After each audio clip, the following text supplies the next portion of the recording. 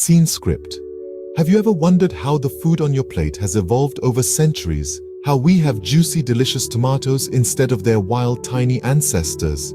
The answer lies in the science of genetics. In the grand scheme of life, genetics is the master of ceremonies, dictating the traits and characteristics of every living organism. It is the science behind why we resemble our parents and why roses are red. But did you know that it also plays a crucial role in determining what ends up on our dinner plates? Yes, you heard me right. The science of genetics is the unsung hero behind the transformation of our food crops. It has been the driving force behind enhancing not just the quality of our food, but also the quantity. It has allowed us to turn wild, inedible plants into the bountiful, nutritious crops we enjoy today. Think about the humble corn, for example. Once a grass-like plant with small, hard kernels, it has evolved into the juicy, sweet corn we enjoy today. And this transformation didn't happen overnight. It was the result of centuries of genetic manipulation and selective breeding, guided by the principles of genetics. But the power of genetics stretches far beyond just improving the taste and yield of crops. It's also vital in addressing some of the biggest challenges we face today: climate change and increasing food demand. By understanding the genetic code of crops, we can develop varieties that are resistant to drought, pests, and diseases, helping to secure our food supply in the face of an uncertain future. In a world where the population is set to reach 9 billion by the middle of the 21st century, the importance of genetics in crop improvement cannot be overstated. It is our key to feeding the world sustainably and efficiently. Understanding genetics is like unlocking a secret code that allows us to manipulate and enhance the traits of our food crops. So, the next time you bite into a juicy apple or savor a bowl of rice, remember to appreciate the power of genetics that's gone into every bite. Imagine if you could combine the best traits of two different plants into one. That's exactly what hybridization does. In the simplest of terms, hybridization is like nature's version of a dating app, but for plants. It's essentially a matchmaking process where two plants, each with their own desirable traits, are cross-pollinated to create an offspring that inherits the best of both worlds. Let's break it down. You have plant A, known for its high yield, and plant B, renowned for its disease resistance. Through the magic of hybridization, you cross-pollinate these two, and voila! You get an offspring that's both high-yielding and disease-resistant. Pretty amazing, right? Now you may be wondering what this process has to do with crop improvements. Well, here's the thing. In the world of agriculture, hybridization is a game changer. It's like a secret weapon farmers use to enhance their crops and make them more robust. The benefits of hybridization are manifold. First off, it can increase yield. By selecting plants with high productivity and combining them, we can create hybrids that produce more than their parent plants. This is a boon for farmers who are always looking to maximize their output. Secondly, hybridization can lead to disease resistance.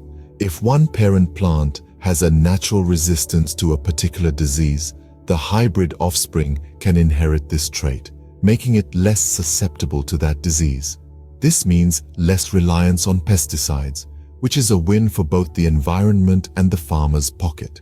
Lastly, hybridization can also improve the quality of crops. Whether it's enhancing the taste of a tomato, the crunch of an apple, or the color of a flower, hybridization allows us to breed plants that not only perform better, but also look and taste better. So there you have it.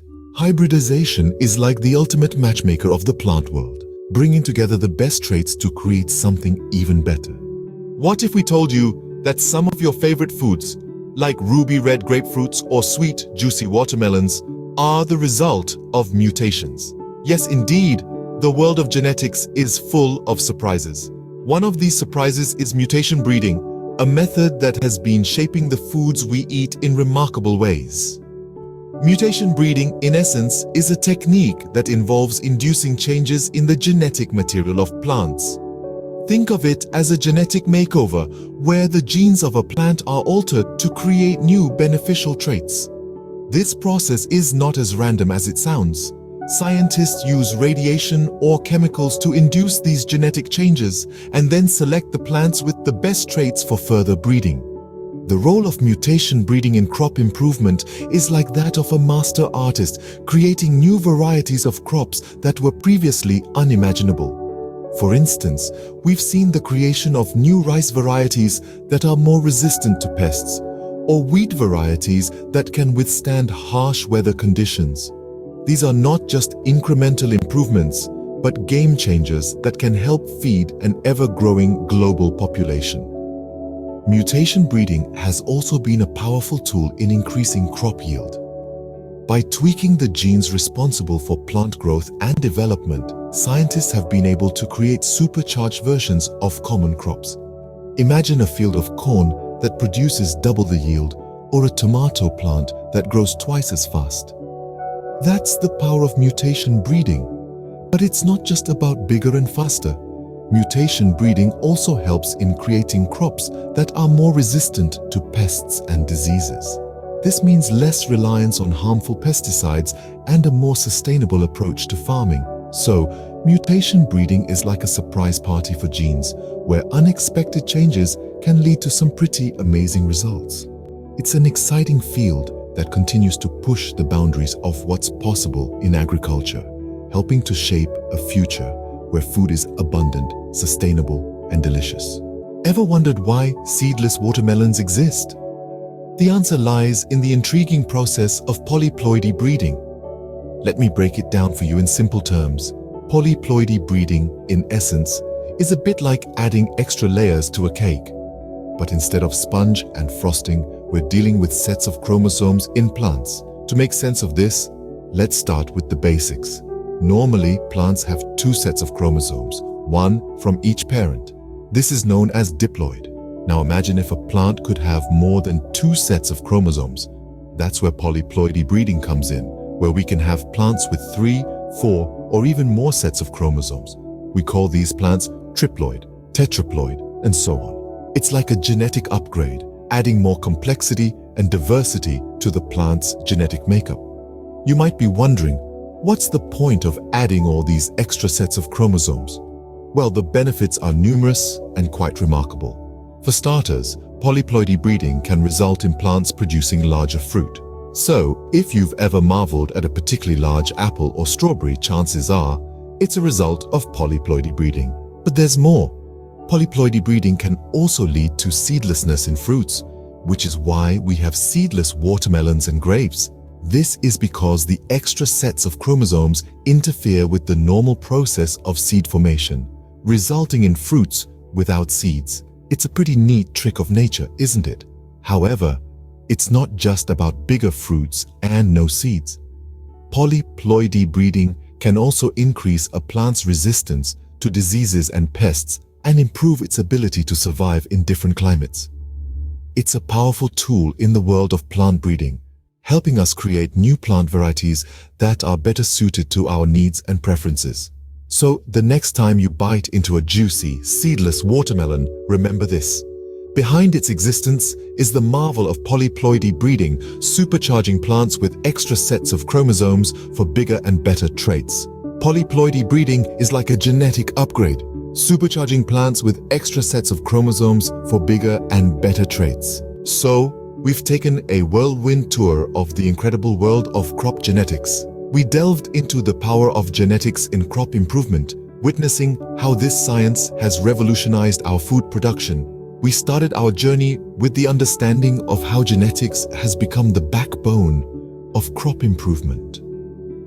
By selectively choosing and breeding plants with desirable traits, we've been able to develop crops that are not only more nutritious, but also more resistant to diseases and pests.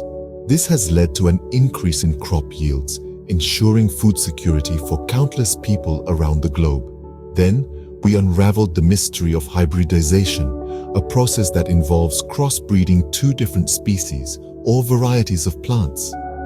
This technique has given us crops that have the best traits of both parent plants, from increased size to enhanced flavor. Think of the sweet, juicy corn on your dinner table, a product of careful hybridization. Next, we explored the role of mutation breeding, a method that uses chemicals or radiation to induce mutations in plant DNA. While it might sound like something out of a science fiction movie, it's a very real and effective approach to crop improvement. It's given us varieties of crops that can withstand harsh environmental conditions like drought or extreme temperatures, ensuring that we have a consistent food supply no matter the climate. And finally, we marveled at the concept of polyploidy breeding. By increasing the number of sets of chromosomes in a plant cell, we've been able to produce crops with larger and more robust fruits. Just consider the sizable seedless watermelons we enjoy during the hot summer months, made possible by polyploidy breeding. And there you have it, a glimpse into the fascinating world of crop genetics. The next time you bite into a juicy apple or enjoy a bowl of rice, remember the science that made it possible. Subscribe for more because you won't find me later.